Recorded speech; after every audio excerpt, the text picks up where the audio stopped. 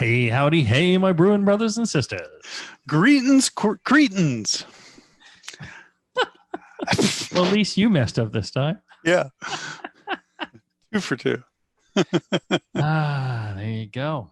Queens. Oh, well. That looks like good beer. What are you drinking? Drinking our California IPA. You know, it's funny because we're live on Facebook. People can ask questions as they will in the chat, the comment section. And Leaf is he was asking. I've done a session version of the Good Books American Pale Ale, and it is going down with my friends like crazy. It's a fantastic recipe, which I will never stop to brew. In the last show, you had some California IPA on the show. Jamil, would you share that recipe? Maybe. Well, you know, I think I would be happy to share that recipe. However, I'm thinking, you know, it would be a great addition to the second version of Brewing Classic Styles. Yes. I think that there's where, so it's interesting. You know, I put my heart and soul and life into those recipes in the first Brewing Classic Styles. Right. And there was some chatter on Reddit about, well, you know, it'd be great to see another one, or maybe you're not going to capture magic in a bottle a second time. I don't know, but I do know that there was so much left out of that first book. Yeah. I'm not sure that made it better. I think it kind of narrowed the focus. So it had focus. Yeah. It was like, look, just brew these things. I think, you know, providing some of this additional information, plus information I've garnered over the ensuing 13, 14 years. Oh, yeah. Since that was written. Mm-hmm. I've learned a lot, and there's a lot that's changed in beer and ingredients. I have a lot to say. Again. I wouldn't do it. I'm thinking I could throw in a lot of great new recipes. I think I could fill those recipes out. I think I could explain why it is you're doing what you're doing with that recipe, and why and how you would change it, how you would tweak it, how you would, you know, how you would make it your own, but still stay in the style and perhaps make it even more award-winning. The purpose of those recipes in the previous book was these will win you awards. You know, go with these. Everybody's going to like these, you know, and if you're drinking with your friends, they're going to enjoy it more. So that was kind of the purpose behind that. But, you know, I always felt bad about not including a lot more background and detail. Yeah. Right. Yeah. Here's why, you know, we're choosing this ingredient. Here's the range for that ingredient. You know, go ahead and do this, do that, but here's what you're trying to focus on, you know, and then providing maybe even more recipes versus just the one recipe. So it's kind of limited to one recipe at a time in there. Yeah. Ray, I mean, God bless Ray for making it happen in the first place and believing in doing this book.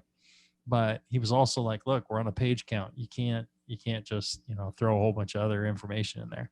So information got really condensed on that. So I'd love to do that. He did say it was the best manuscript that he had ever been presented. So really? Yeah. He didn't tell me that. Oh, well, he told me. Yeah. He didn't want me to get a swelled head. Probably that's joke's on him. Yeah, but that would be cool to do. And as you say, I mean, styles have changed. Right.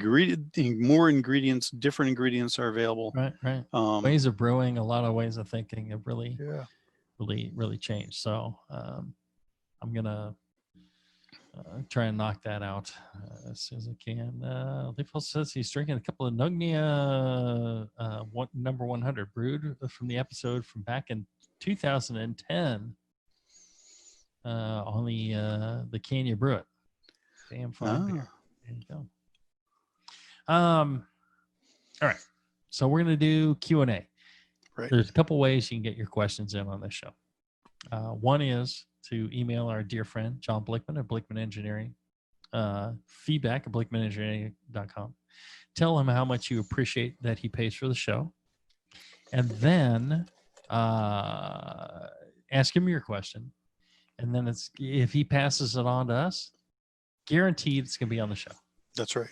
There's Second way, email us, brewstrong@thebrewingnetwork.com. And you won't get an immediate response, but within 20 years, I promise you, we will answer your question.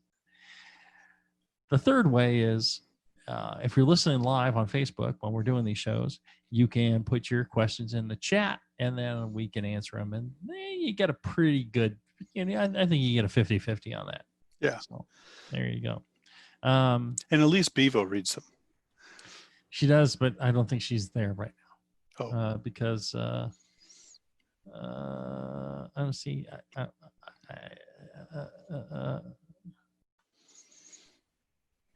do I see all the comments that have scrolled past? Unfortunately, I don't. So I missed somebody's question. Well, there you go. That's the way it goes. But luckily, people have written in. So we have email. We're going to start off with one of these, and then yeah, somebody asked a question. I didn't see it. It's not in the chat, so there you go. You should have emailed it, or you should have emailed Blickman about it. BlickmanEngineering.com. Fine people, smart people. Let's see. Clayton was asking, I made a Saison with White Labs Saison blend 568. After fermentation and conditioning, I kegged and crashed, forgetting to slowly crash. While crashing, I also set my regulator to 60 plus PSI so it would carbonate quickly. My question is, why after adding 1 ounce of biofine twice, 2 days apart, is my beer still hazy after 4 days? Should I use gelatin instead? I'm thinking it is just whatever powdery strain of yeast that is in the blend is floating on the CO2 in suspension at 60 psi at carbon in less than a day or less to above normal Saison carb levels. Does that make sense? Any other ideas? Does gelatin do better to clarify than biofine? If not, I'm not a vegan vegetarian. It was gotten a little clearer every day, but seems 4 days near freezing is excessive. Well, I'm wondering, is he simply, every time he pours, is he sucking yeast up into the dip tube? Because that can happen. So even though it's settled, he's still sucking up haze when he pours. That being said, I think gelatin would probably form more of a sediment mass than the biofine. I think the biofine is more easily disturbed. What's your experience with biofine? Yeah, biofine, you have to be careful with biofine. You can use too much biofine and you'll get what's called fluffy bottoms. And the fluffy bottoms, it won't pack down tight. You have to use exactly the correct amount of biofine for the beer you're finding. It works quite well. It's a great product, especially if you need to be vegan friendly. But what you need to do is get yourself some cones and in your lab, take the beer that you're trying to find and then try different dosing levels. And what you'll find is there'll be a level, there'll be too little, which leaves behind a lot of haze. And then it'll get to a level where it's perfect. Beer drops brilliantly clear. There's a nice tight little pack at the bottom. And we all want a little tight pack at the bottom. That's our ideal in the brewing industry, a tight pack at the bottom. And then as you increase your dosage, it starts becoming a fluffier and fluffier bottom. I know some people are cool with a fluffy bottom, but you know, really what you're shooting for is a tight pack at the bottom. And as it gets fluffier, it also tends to not take a lot of stuff out of solution. So I think, a couple of things. I think, you're right, John, that you may be drawing off some yeast and other sediment there. Gelatin tends to, even if you put too much, form a nice tight pack, and end up being like a brick at the bottom, and does not tend to have fluffy bottoms and that problem. So, and gelatin tends to pull yeast out better than biofine does. Biofine tends to do much better on Polyphenol haze. Protein tannin complexes, and not yeast. So if it's yeast that's in there, gelatin's your go-to. So I think 4 days at freezing, I don't think you're going to see, when you're talking about fine yeast, I don't think that's going to really make any difference. You need, if you're talking about the yeast, you want it to get into kind of a shutdown zone, a flocculation zone, right? And what happens is the yeast have decided to flocculate, and going colder does not make them flocculate quicker. It makes the liquid more dense and actually slows the drop from top to bottom in a colder liquid. So it can actually inhibit that the yeast are going to drop. So if you just give it time, even at freezing, it'll eventually reach the bottom. It just takes time. And keep in mind that, especially in a tall, slender tank in a brewery or in a corny keg, the top may be brilliantly clear, but what's happening is all that is falling down and becoming more and more concentrated towards the bottom of your tank. So you may be drawing off, hazy stuff, and you've got a very clear, apparently there's top layer, but a hazy bottom layer. Right. So you cannot judge the entire tank based off of that. All right. For some reason, I lost my video. I don't know what the hell's going on. This is I said something bad about somebody, and now I'm getting screwed for it. All right. So good question, Clayton. Hopefully we answered that for you. Let's take a short break, and when we come back, we'll have more of your questions right after this. All right, we're back. We're answering some of your questions here live on Facebook, Brew Strong. If you had a question and we missed it, just ask it again. There you go. Yep. Just post in the chat. We'll be happy to do it.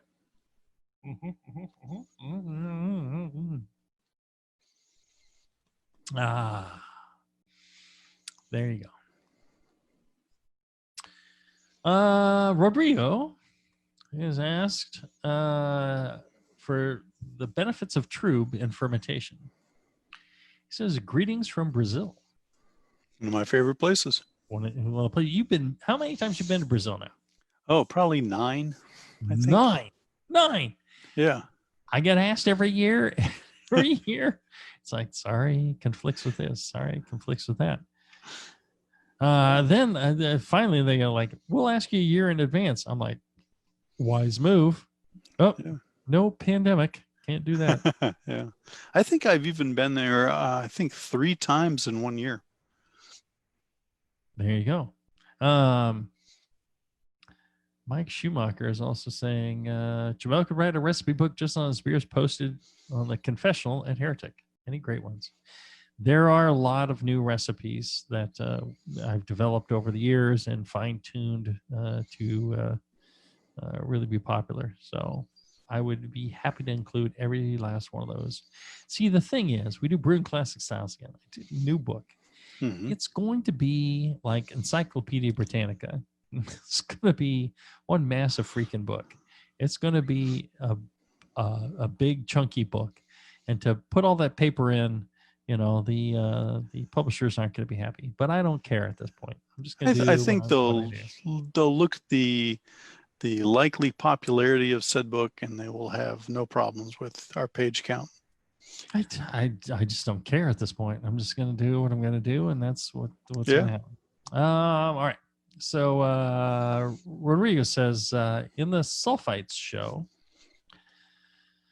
Jamil said that the He thinks the benefits of taking some trub to fermentation, fermentation vessel, comes from the nucleation points and the smaller concentration of CO2. So my question is there any way to imitate this without oxidizing the beer, like a stir plate? Are there any disadvantages of leaving some trub in the fermenter? Is dissolved CO2 a problem in fermenting under pressure? So, Rodrigo, first off, this is 3 questions, not 1. And you're limited to 1 question per email. So you want to separate those out in the future, but I think they are 3 excellent questions. John, when you want to tackle any one of these, is there a way to, all right. So first off, I will say, yes. When you have minimal trub go in, you still have 10, if it looks clear to you, there's 10, 20% is trub. It's still in there. It's in the solution. I mean, it's, broken up, unless it looks, crystal brilliantly clear, which it doesn't, you have trub in there, and it's vastly more trub than the yeast can use to supplement their sterols and their lipid layer that protects them. So it's just not that. It is the fact that there's nucleation points. If people can prove me wrong, go ahead. I dare you. But it's just logic tells you that. Occam's razor on this one. So the question, is there any way to imitate this without oxidizing the beer, like a stir plate? Could you put your carboy, drop a big old stir bar in there and put it on a stir plate?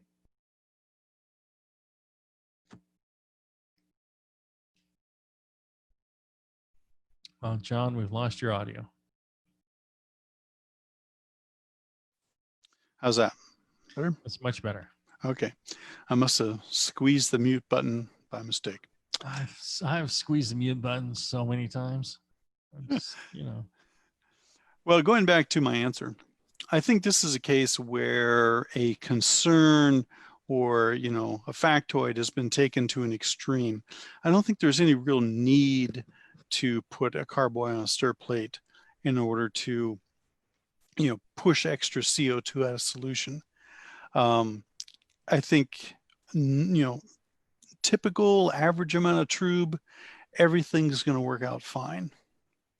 And we talked last week about, the fact in very tall cylinder conicals, you have higher hydrostatic pressure at the bottom, greater solubility of CO2 due to that pressure, therefore more yeast stress due to that higher CO2 concentration.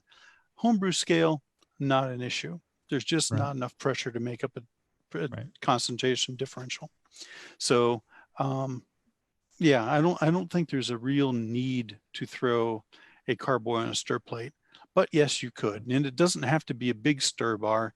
Even a 1-inch stir bar will provide enough motion in the absence of yeast activity to, again, agitate and cause nucleation and growth of gas bubbles. Well, and I'd be very careful about doing this because the beer that we know today that we love, the presence of CO2 acts as a suppressor to yeast activity. If you get rid of that, you're going to encourage, some of the suppression of the yeast and some compounds that are produced. I think maybe you're helping the yeast ferment. Are you helping the yeast produce better beer? I doubt that. I'd be very careful of that. I think you're going to end up producing flavors that you don't want. So, I would just be careful about that. Yeah, we are in the fermentation environment. We are dealing with an ecosystem, and it's much the same kind of argument as you say. Well, wouldn't the oceans be a better place if we got rid of all the sharks? No, because that is the ecosystem. That is, it is in balance, and it works because of the sharks being there. Same way with the carbon dioxide in the beer. There you go. Any disadvantage to leaving some of the Trub in the fermenter? Um, my take is one, you might get less yield overall. Who knows? Or maybe you get better yield, but stability may suffer with carrying over a lot of the fatty acids that are present in the Trub. Yeah, excess Trub. Yeah, you could have stability issues with excess fatty acids. There you go. Is dissolved CO2 a problem in fermenting under pressure? Well, no, that's the reason why you ferment under pressure, is to increase the dissolved CO2. And what that does is suppress yeast activity, so you can ferment a little warmer. Again, you're kind of messing with perfection here. John? No, I agree. I think it's a pretty good system. Yes, you can ferment under pressure if you want to. As Jamil says, it is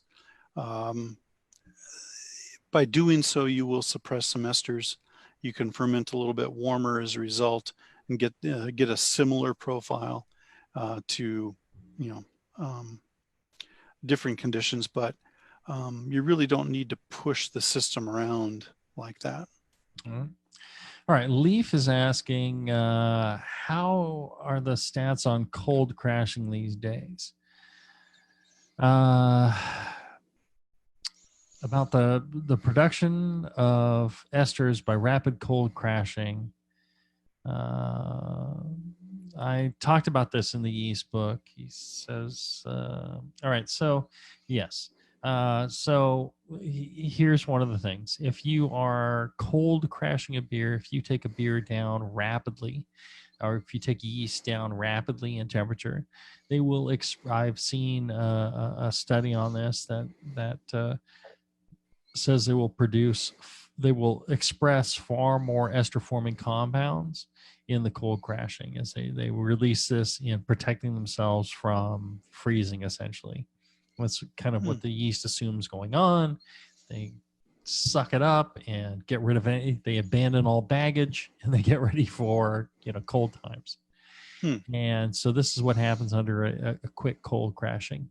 If you're, which may we do that for ales here. We're fine with that.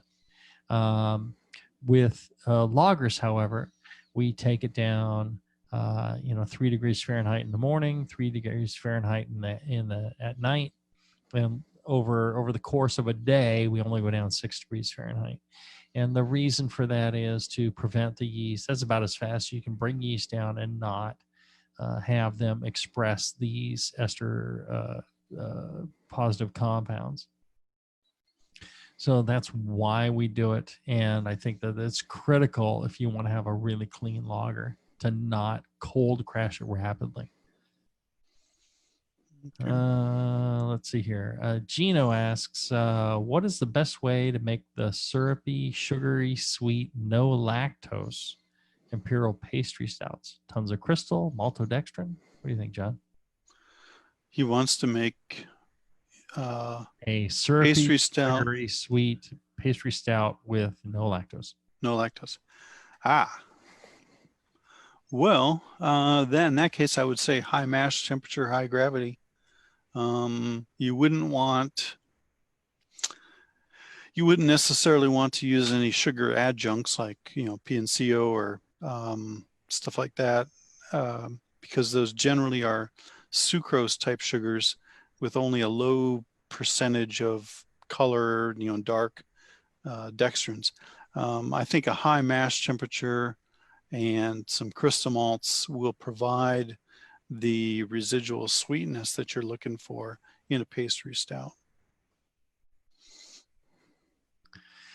Yeah, I think avoiding simple sugars, or if you're making imperial, go crazy on the simple sugars, and to where your yeast craps out, and then the simple sugars are left over, and then you can make it syrupy sweet.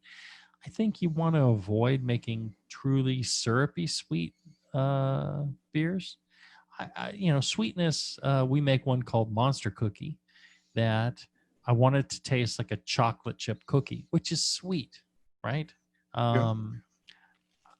It has to be sweet. You can't not make it sweet. So we do that by, a number of factors, but it's not syrupy sweet. I think syrupy sweet's a mistake. Let's see here. Carlos is asking, I have a lot of problems with my grain bed not staying compact while lautering. I have a rim set up and do a recirculation throughout the mash.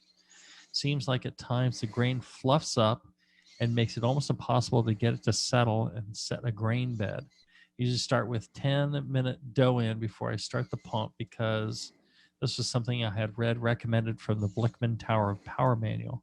During this 10-minute dough in is when the grain seems to fluff up.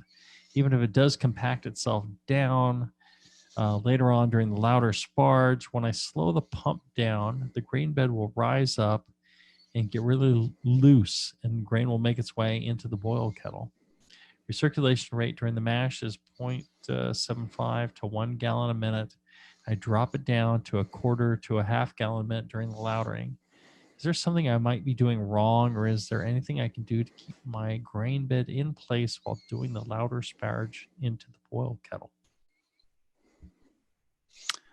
Is he running the pump backwards? Oh, well, who knows? I mean, he should be drawing down through the false bottom. I did not think about that, but that could be the case. I mean, it could be even that the hoses are connected incorrectly, right? Yeah. You could mix up those connections.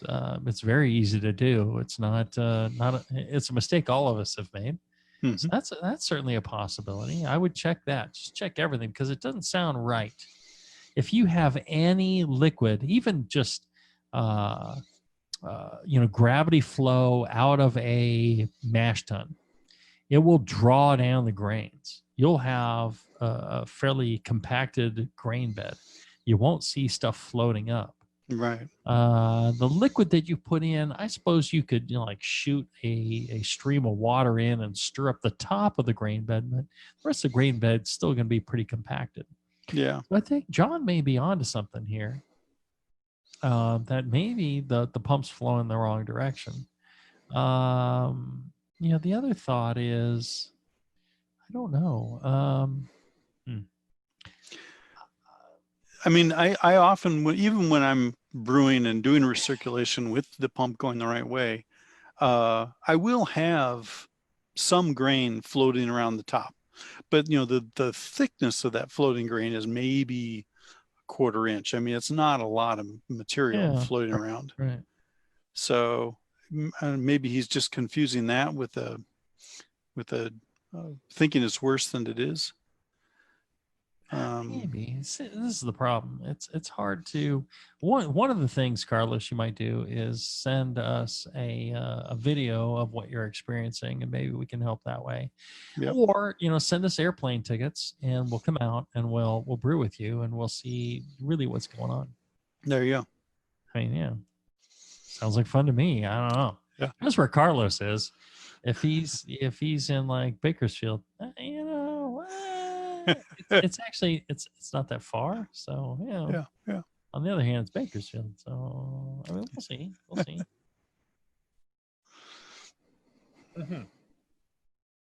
All right. Quick break. When we come back, we will have more of your questions right after this. Very good. All right, we're back.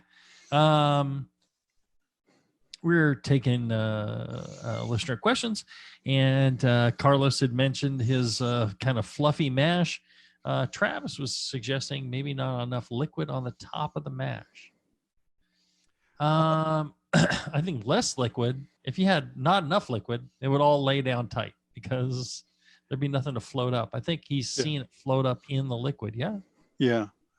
So it sounds like sounds more like too much liquid. Yeah, but even then, I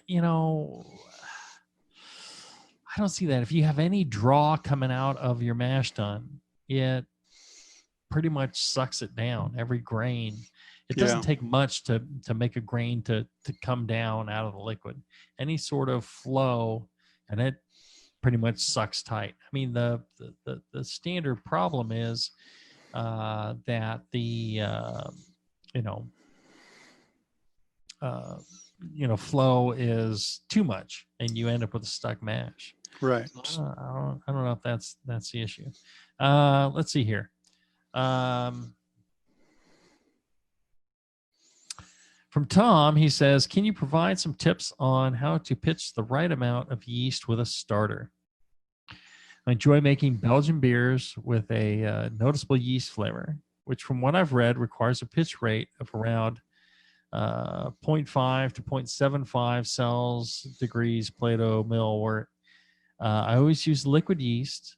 According to most calculators I've found on the internet, by the time I buy the liquid yeast, there aren't enough cells to reach that pitch rate. Yet if I grow a starter and pitch the whole thing, I'm pitching well above my target rate. When I've used the starter, I've found that the high pitch rate has yielded little to no yeast flavor. Important to note, I always brew 3 gallons of beer at a time, as I'm the only beer drinker in the family. Any thoughts on how to hit the right pitch rate without buying a ton of additional equipment? All right, Tom, interesting questions, lots of questions. And this is one of those things where, I mean, again, you have to control a lot of different parameters. And, it may be the addition of oxygen. It may be the gravity of the wort. It may be the fermentation temperature. It may be the starting and finishing fermentation temperature. It may be, nutrient related. It may be, the strain related.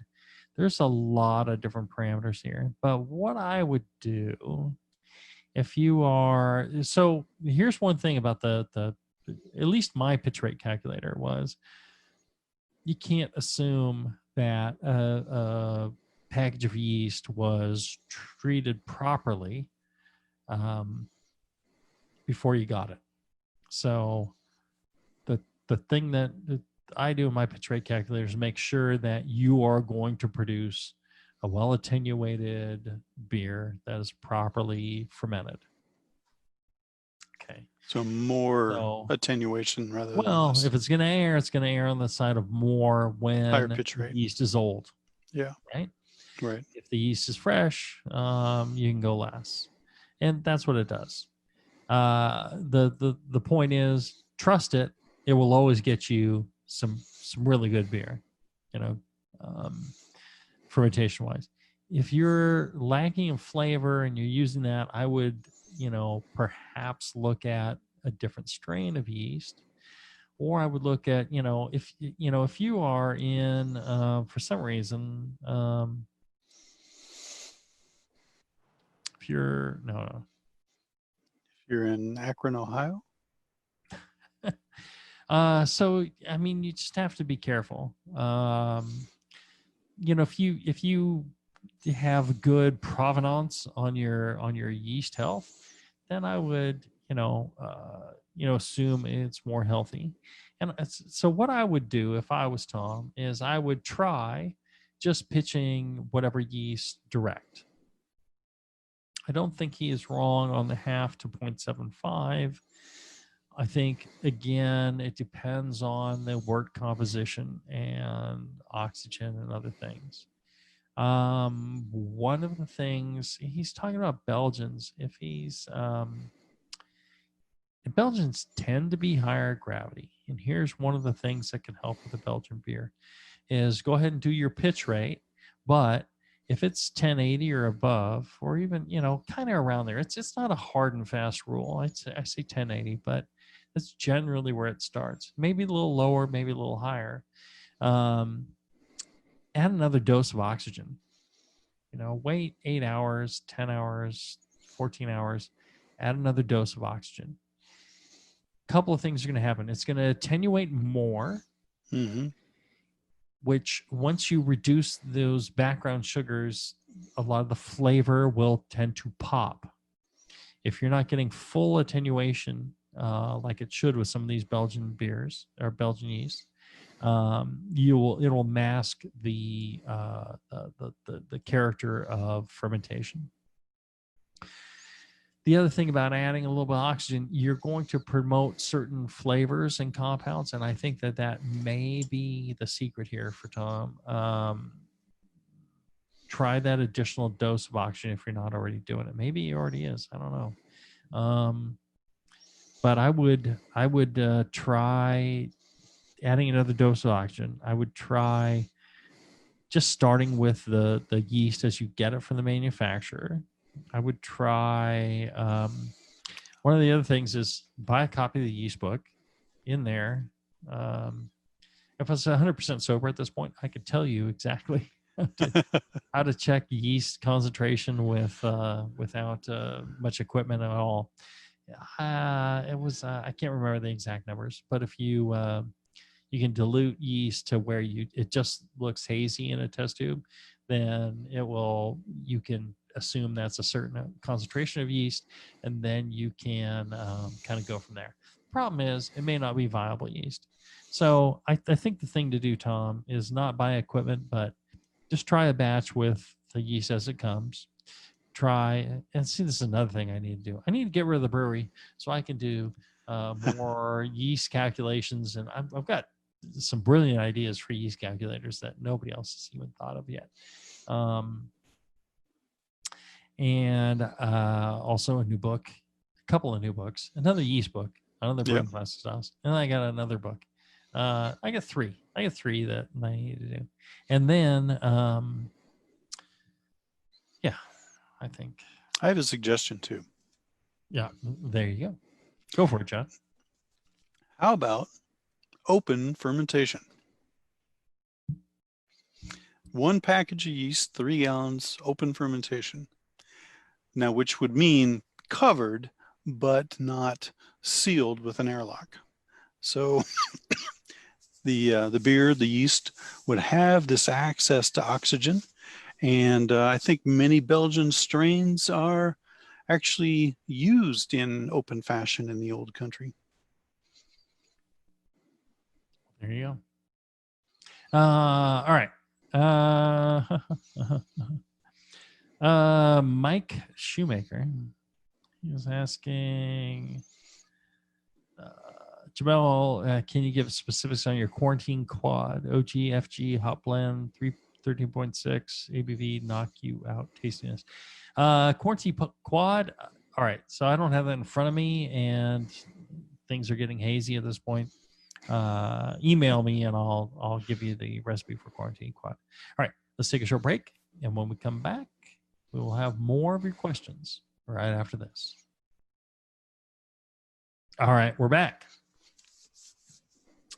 Let's see here. He answered Tom's question. Gino is asking, what brewing classic style recipe do you hate the most now after all the years? Ooh. That's a good one. Gino?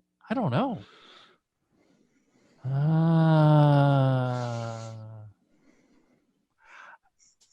I mean, for me, it'd be a style that I don't care for, which would be the Rogan beer. But, I don't have the same ownership of the recipes that you do. I would, all right. So all the recipes are really, really good.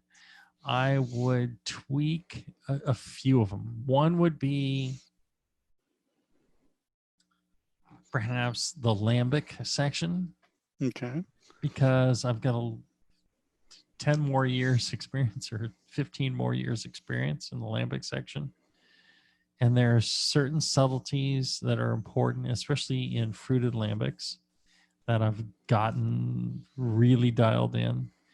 The other would be, not that I hate, but, the IPAs and pale ales that have shifted dramatically over the years, right? So there's, the New England IPAs, there's, there's just picking one IPA recipe to put in a book is a giant pain in the ass because, and the way I decided which recipe went in, which recipe didn't was, well, this one won the most awards. This is the most award winning. That was my, if I was like, well, I really like this one better. No, the book is about how do you, In awards, what's yeah. the most award winning. People don't want to know what my preference is. People want to know what the judge's preference is. So there were a lot of things where, I had to make that choice. I think that, there should be, a book of 100 IPA recipes. I think Mitch did one like that. Right. And I think that could be, there's so many ways to do an IPA and so many different, especially now with New England and some of the other milkshake, and there's just a lot. So I would add more of those. I don't think I would get rid of the recipe that's in there. I think I would add to it and explain more about what you can do to truly produce a great IPA of varying styles. And then I think the whole lambic thing, I've just learned so much more about that and done a lot more lab work on all the mixed culture fermentations that there I think I could do a lot more. So I think we'll. Yeah. I think that was a good question because I know in my own book with my Gene. recipes, in going back and I hate every one of the damn things, don't you? Yeah. Well, I went back and looked at my crystal malt amounts and generally cut back. And I know in brewing classic styles, Munich malt is a malt that frequently appears in your recipes. Now that may be because you are looking for that little bump in character to wake up the judges. But for example, would you tweak any of your recipes that you can think of to back off on the Munich at this point in time? I think that, having a quality, continental Pilsner or something like that will tend to help with that. I do use Munich in some other beers like Twin and things like that to develop a richness of malt character. It really does help. So I don't know that I would reduce the Munich. There were other beers like lighter Pilsners that had some Munich in it that I would reduce that Munich in it or eliminate it altogether, because having great fermentation, having great clarity, base malt, flavor. it really pops. But I would not eliminate Munich in a lot of the recipes. I would keep it there.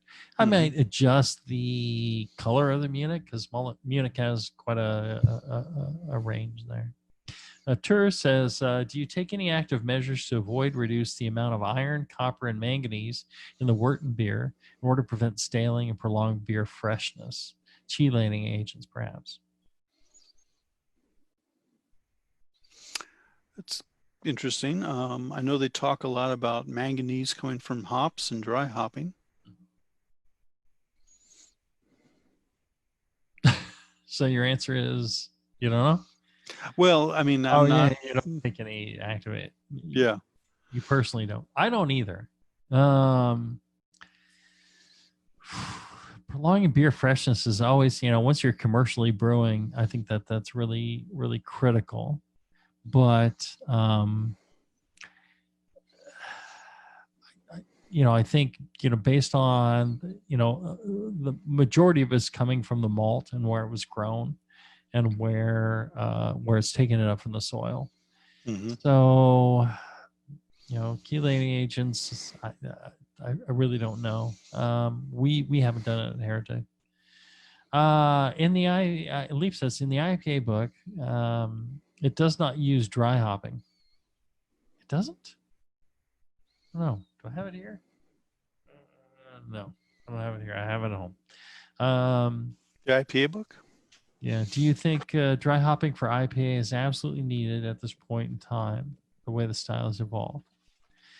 Well, I would say this, that the definition of IPA is dry hopped. So you have to have dry hops in an IPA to truly be an IPA, right? I think that is kind of a critical thing. You can't have IPA without dry hopping. So Right. I'm not sure that I can't imagine that the IPA book does not include dry hopping. Yeah, I don't see it right now. I think it must be in the bathroom. Holding the door open. Yeah. Instead of a squatty potty, you've got a stack of books. You know, if need some reading material from time to time. There you go. Let's see. Mike says, I'm in the same boat, Tur. I'm on a well with high iron and manganese. I mean, how do you deal with that? What would you suggest, John? Should they go to an RO system off of their well, or should they look at chelating agents? Or Yeah, there are specific treatments, resin bed kind of treatments, or green sand for manganese for another, that are not, an RO system per se, but more like a water softening treatment where you pull out those specific elements, but leave the rest of the water profile the way it is. okay. Oh, Leaf is saying the IPA in Brewing Classic Styles does not have dry hopping. Well, that's a piece of shit recipe, and that's the one that I would exclude from the from the book, or I would adjust. There you go. But it won awards, so there you go. I don't know. Maybe you don't need dry hopping, but I think personally, in order to brew a true IPA, you have to have dry hopping of some sort. Let's see here. Jacob says, I came across a question on hop extraction, a way of measuring up to obtain my intended final volume. He's got a long description of his volume. His volume was off. His evaporate may be different. But you forgot about the dead space at the bottom of his mash tun, pre-boil volume. There was a lot of weird things going on in here. He wants to know how to estimate how this all comes out in the wash. So he was brewing he screwed up his final volume. He added his hops. He added more water. He miscalculated this and that. He says a standard IBU equation only uses the final volume variable.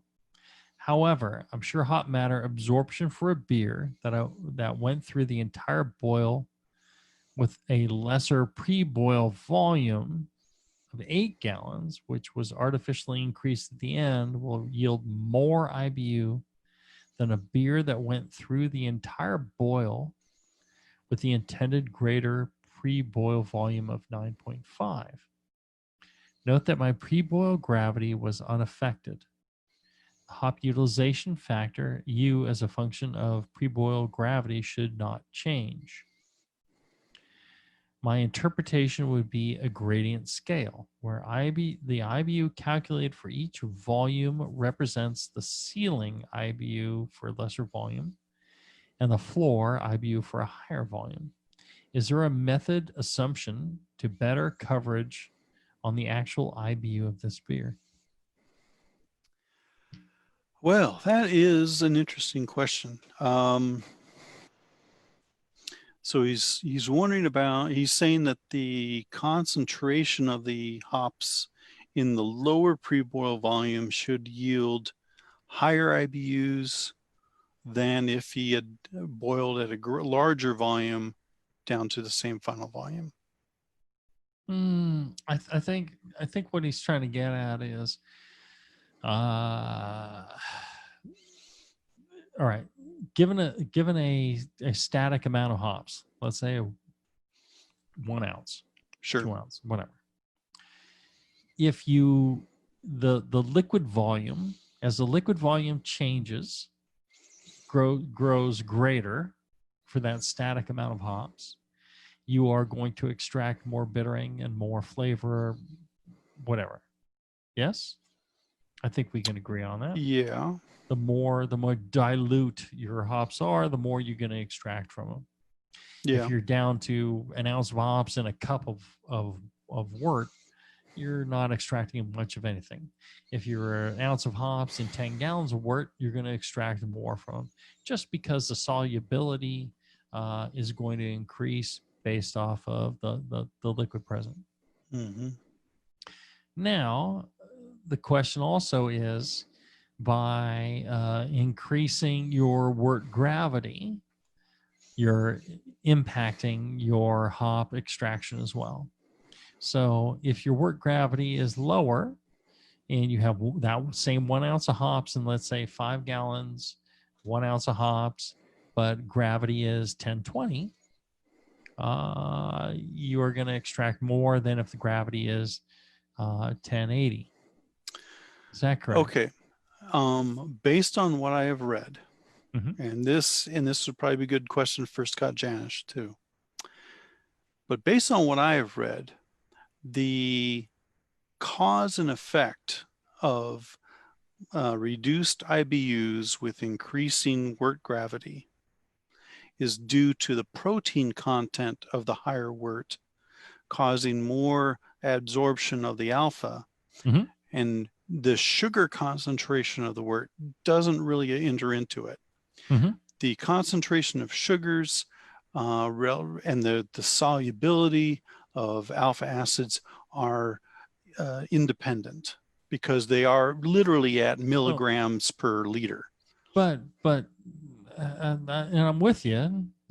However, the way that we get more sugars in the wort is by using more grains, and you have Right. more Trub, you have more protein. Exactly. Yeah. You know, and so that's what's taking it up. Yeah. And all I'm saying is I think you need to look at that as the cause, not the sugar aspect. Yes. Just to 100%. Yeah. I'm with you. Right. Okay. So what you're saying is, if you were to throw in, a sack of dextrose into the wort, it's not going to take up as much, of the hop. I don't think it's going to change your IBUs. It's not going to change your IBUs that much.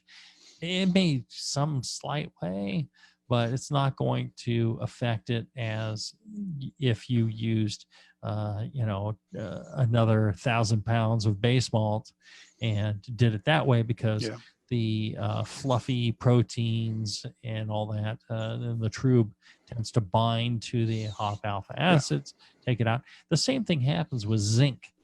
So trying to get your zinc levels right. If you're brewing a beer at 8% all malt, and then you increase the ABV, to a 10 or 12% beer, you don't necessarily need to increase your zinc, because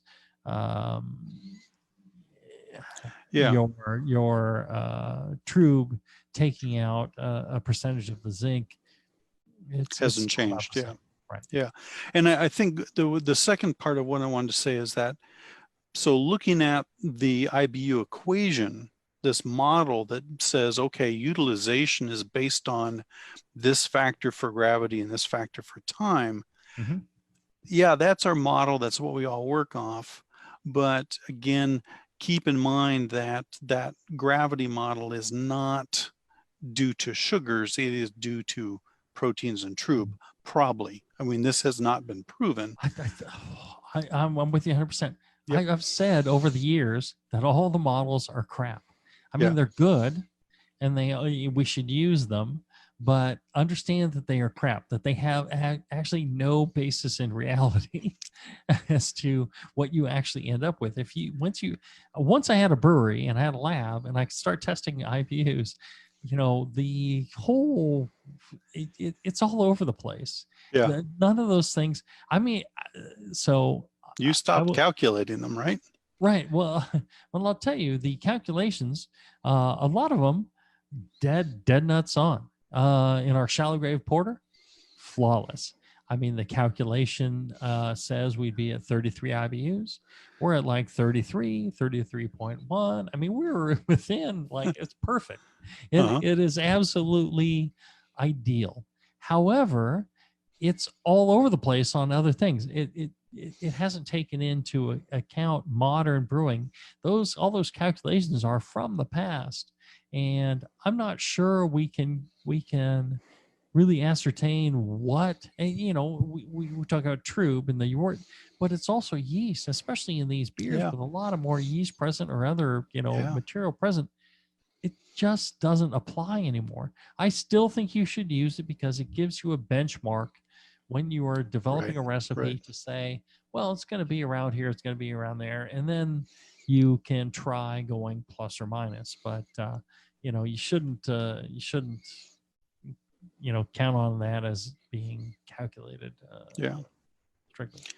All right, we got one more question here. We're gonna go a little long, but we're gonna try and get this one in. Okay. Okay. Jeremy was asking. He says, John, the method I formulated below was essentially extracted by my interpretation of your methods from How to Brew. I have great success no matter what yeast strain I use, but I have two questions. One, I understand to slowly decrease temps by 2 to 3 degrees a day. I assume he means Fahrenheit. With the glycol chiller during cold conditioning. However, just to put heat wraps, which allow me to get from 64 to 73 in just 3 hours for my plus 9 degrees diacetyl rest, which normally takes 3 days. This rapid heating okay for the beer? If you're going up 9 degrees 3 days, that's no problem. Two, if you see anything wonky or misunderstood from your books, would you please correct it or add? I like to use this below to spread my method with other brewers. One, I use 3 conicals outfitted with glycol coils, 3 heat wraps, 3 bird hot cold dual temperature controls, and 3 Tilt hydrometers. hydrometers to gauge probable gravity. He uses USO 5, which has a recommendation of 64 to 82 degrees. Don't use USO 5 at 82 degrees. 64 to 72, 64 to 74, 67 to 70 sounds better to me. The adaptation phase, first 12 to 24 hours, go -2 degrees from the lowest recommended, so 62 degrees. I don't think you go -2 to the absolute recommended. I think you maybe, and we've talked about this on the show, maybe you start out a little lower than what your ideal fermentation is. The idea is to suppress diacetyl, acetaldehyde, things like that. So 64 as opposed to 68 is what right, I would think. Or 66. Yeah. Instead of 68. I could see that. Going 62 sounds aggressive and may produce more sulfur. Mm-hmm. High growth phase. Day 2, approximately 6 to 7. 60. I don't know what day 2, approximately 6 to 7. I don't know what the approximately 6 to 7 means. When gravity's within 0.002 from final gravity. Oh, okay. 6 to 7 days in. Okay. I don't know what day 2 means then. So at the end, you want it at the 64 degree. No. Again, I would pitch a little bit lower than your ideal fermentation temperature, because once it gets going, you want it at your ideal fermentation temperature, which should be, in this case, maybe 68, 67, 68, 69. High growth phase. All right. Maturation phase. Then the first part of the final stage, diacetyl rest. plus 9 degrees. You don't need to necessarily go up 9 degrees. If you start a little cooler, you don't need to go up so high at the end. Yeah. Going up really high at the end can produce lysis characters. So let's say 73 degrees for 1 to 3 days without the wraps. Takes 3 days to get up to room ambient. It's only really 24 hours at 73 degrees. Again, you're not trying to drive a particular temperature. All you're trying to do is maintain yeast activity. Yes. And so the point being that, towards the end of the fermentation, you don't want the temperature to fall. You want to keep it active. Yes. So don't start quite so cold. Mm-hmm. Go in that average range. And then towards the end, as it wants to rise and as things are finishing out, not at 0.0002, but when there's several degrees left, maybe several degrees Plato left, maybe at that point you take off the chilling and don't be so aggressive on the chilling. Let it naturally rise, and maybe it only rises to 70 degrees. Yeah. It's okay if you're starting at 66 and when you pitch and then it quickly comes up to 68 over the next 24 hours, great. And then like kind of cruise along at 68 and then take the chilling off and let it rise up to 70. Perfect. The yeast keeps active throughout that process, and that's what you want is active yeast, because the active yeast, you don't want too active at the start because then it just goes nuts and throws off all sorts of compounds. Right. But you want it active at the end where it will clean up a lot of the compounds that it's done. Second part of the maturation phase is cold conditioning. That's where the yeast clean up my brew. The yeast, so cleaning up the brew is a benefit at the end, but you want it to be clean at the beginning. You want, it's like trying to raise a child.